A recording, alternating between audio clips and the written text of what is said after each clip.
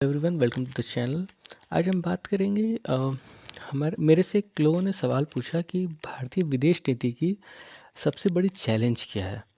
तो जब मैं सबसे बड़े चैलेंज की बात करता हूँ भारतीय विदेश नीति की, तो सबसे बड़ी चुनौती ये है कि जब किसी भी देश की सरकार से हमारा अच्छा संबंध होता है, ठीक है, और जब वो सरकार बदलती है, जैसे डेमोक्रेसी की हम बात कर रहे हैं, अगर वो सरकार बदलती है तो जो नई सरकार आती है उसके साथ हमारा संबंध ही नहीं होता है। वो सरकार क्या करती है कि उसको जो भी लालच देता है वो उसके पक्ष में अपनी जो भी है, जो भी बोल सकते हो आप, अपने उसके पक्ष में वो चली जाती है, ठीक है। उसके पक्ष में चली जाती है, वो ठीक है या नहीं है वो तो सरकार उसको सही करेगी, उससे बात करेगी, वो चीज़ अलग है।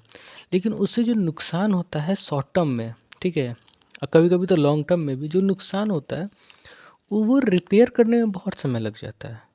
तो सरकार की सबसे बड़ी चुनौती यही है कि आप अगर किसी भी कंट्री के सरकार से बात कर रहे हो तो आप वहाँ के विपक्ष से भी बात करो, ठीक है। आप दोनों से रिश्ते बना कर रखो कि अगर ये हटेगा या दूसरा कोई भी आएगा तो उससे हमारे जो विदेश नीति है, हमारा जो इंडिया का जो भी स्ट्रक्चर है या जो भी इंडिया का पक्ष है वो चेंज ना हो किसी भी कंट्री के सरकार बदलने की वजह से, ठीक है। हमको अपना अपना बार बार पॉलिसी चेंज ना करना पड़े, वो मालदीव्स का केस हो, नेपाल का केस हो या कोई भी हो, ठीक है। तो ये चीज़ हमारे सरकार को भी ध्यान देनी चाहिए। Thank you. Please subscribe to the channel.